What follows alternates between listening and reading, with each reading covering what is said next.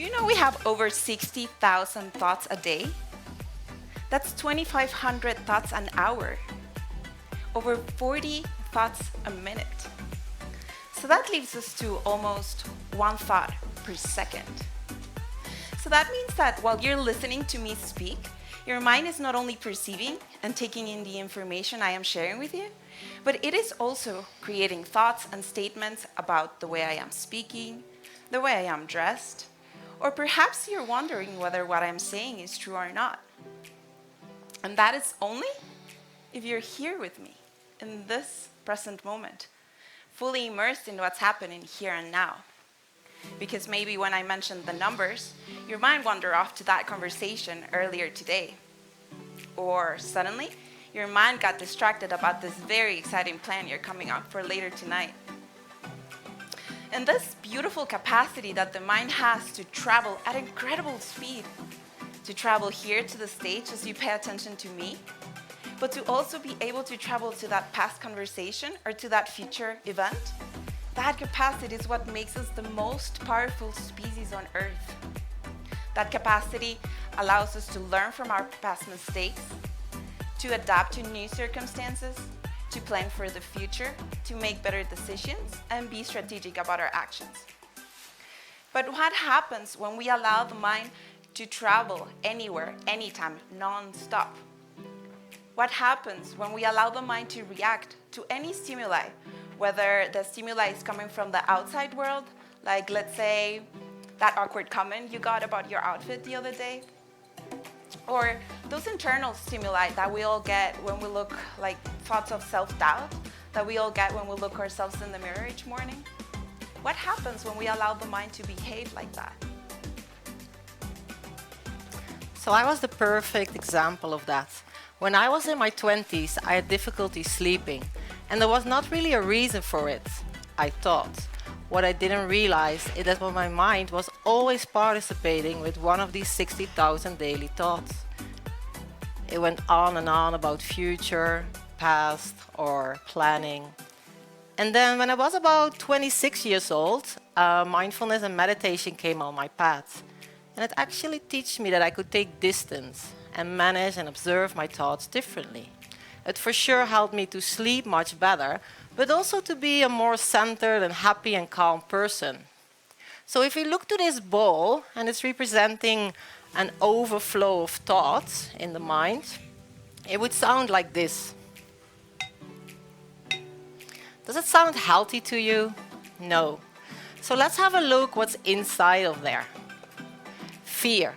Who here has thoughts of fear? Fear of having a failure. It for sure happened to me before coming on this stage. Or what about fear that you're losing somebody dear?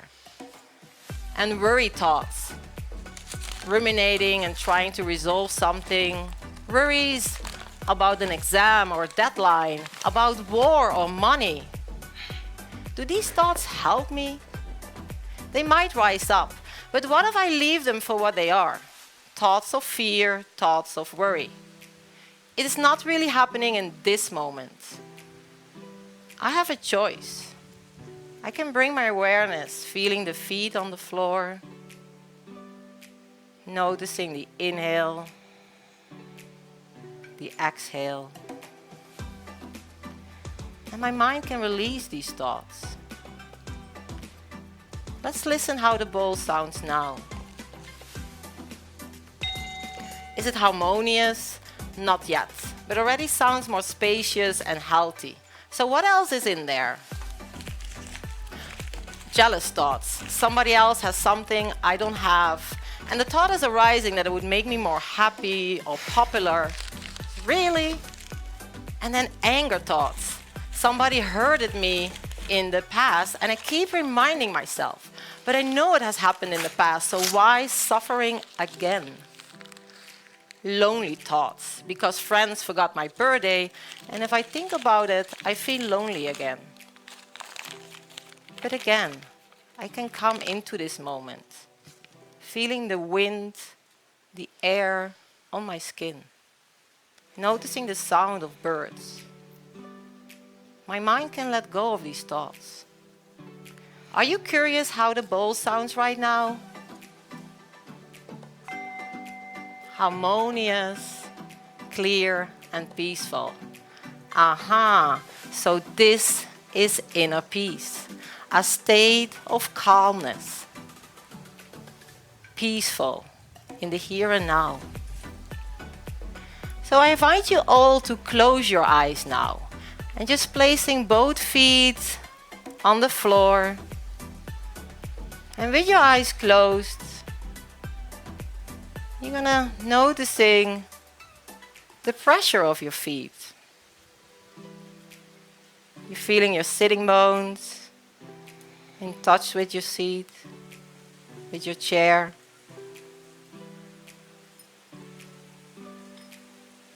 Feeling the air on your skin. Maybe also the warmth of the sun. And when one of these daily thoughts are arising, know that you don't have to participate with them. Noticing your inhale. Noticing that exhale. Belly is rising, falling.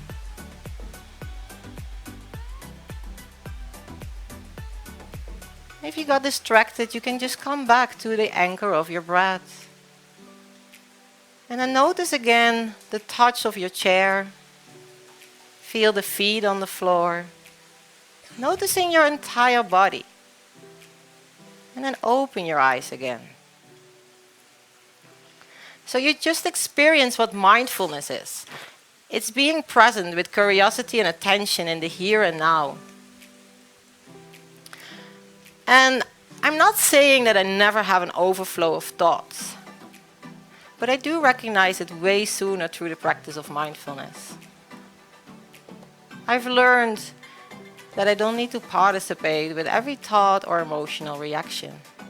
And then what about this statement? Inner peace is the new success. Let's listen to Stephanie's story. So my journey with mindfulness started when I was 24 years old. And to the world, I looked pretty successful. I was graduating in a master's in neuroscience. I was working at one of the best research labs in the field in Europe. I had lived in 5 different countries, visited over 25, spoke 5 different languages, and had received several international awards and scholarships. Not only had I achieved success in the field of science at such a young age, but I had also achieved international recognitions in the fields of taekwondo and dancing. Everybody was so happy for me, congratulating me for all the success.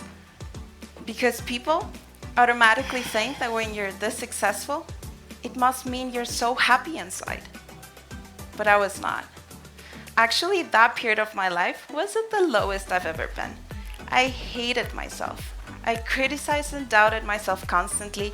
I feared and worried about everything, and my quality of life was none. I had everything, yet I had nothing because my mental health was rapidly deteriorating. In a matter of 3 months, I went from being completely healthy to the sickest I've ever been, suffering from anxiety, depression, and other distressing conditions. I kept hiding. I kept looking for my happiness, my self-worth, and my sense of purpose in all those credentials and recognitions. But guess what? They didn't give it to me. None of it did. That's when I knew something had to change.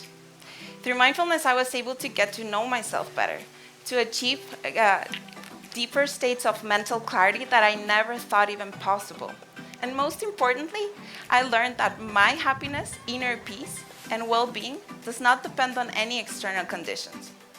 And now I can genuinely say that while I might look successful by all the things I am doing and achieving out there, I am mostly proud by the way I am being along the journey. Happy, peaceful, and thriving. So what we really like to share with you today is to reflect on the word success. What does it come to your mind when you hear it? What does this represent to you? For us, inner peace is the new success.